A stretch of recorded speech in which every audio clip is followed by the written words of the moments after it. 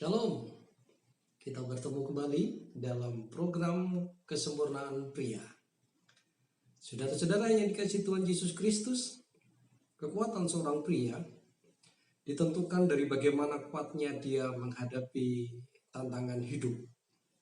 Banyak pria yang mengalami kehancuran hidup ketika tantangan kehidupan datang menekannya dan meleleh seperti lilin.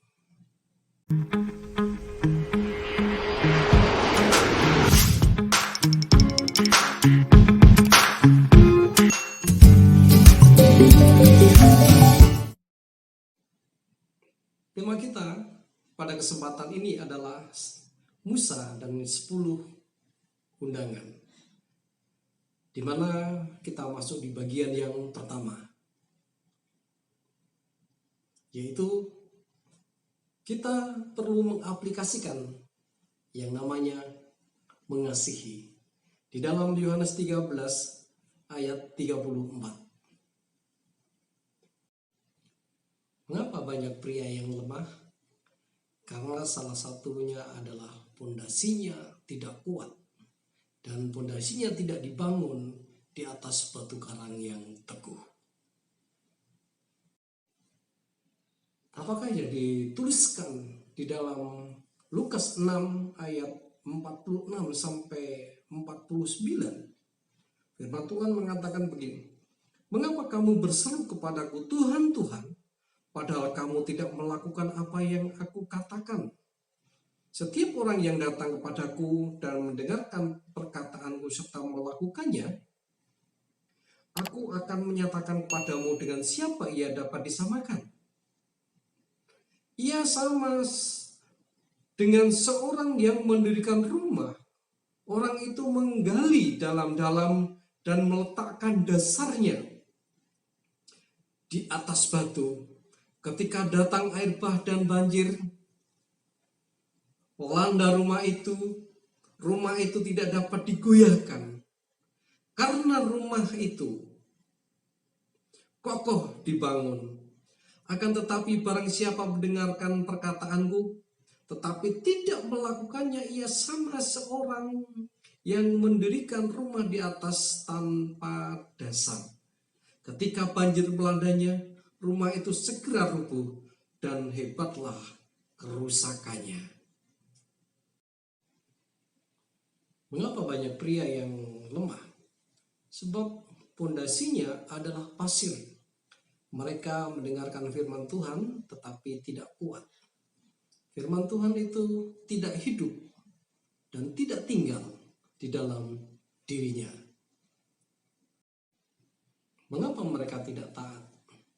Karena mereka melihat Kristus bukan sebagai Tuhan dan penguasa hidupnya, tetapi hanya sebagai juru selamat saja.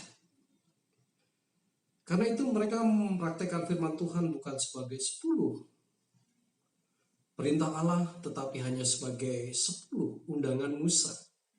Karena itu mereka menjadi pria yang kuat, tidak perlu membangun pondasi batu karang. Firman Tuhan katakan, "Aku memberikan perintah baru kepada kamu, yaitu supaya kamu saling mengasihi. Sama seperti aku telah mengasihi kamu, demikian pula kamu harus saling mengasihi."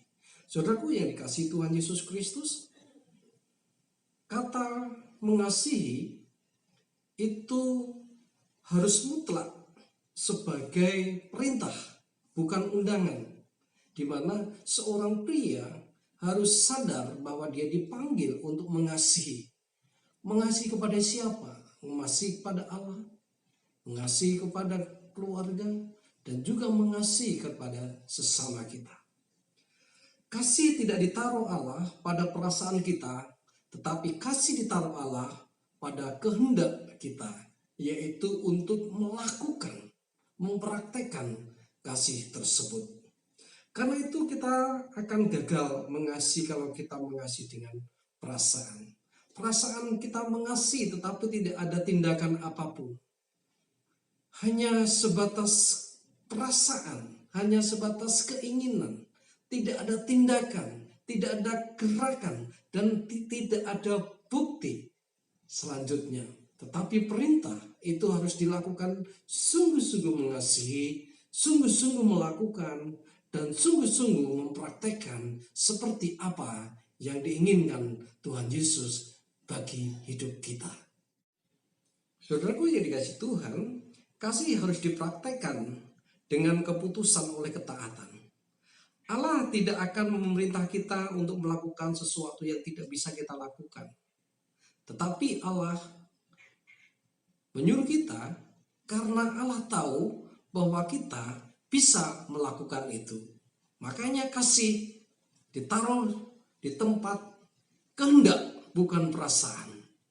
Saudaraku yang dikasihi Tuhan Yesus Kristus, seorang ayah tidak mungkin menyuruh anaknya untuk mengangkat sesuatu yang di luar kemampuannya. Misalkan anak itu umur 10 tahun, dia harus mengangkat beban 25 kilo, mustahil. Dan seorang ayah yang bijak, seorang ayah yang baik, dia tidak akan pernah menyuruh anaknya untuk mengangkat 25 kilo tersebut.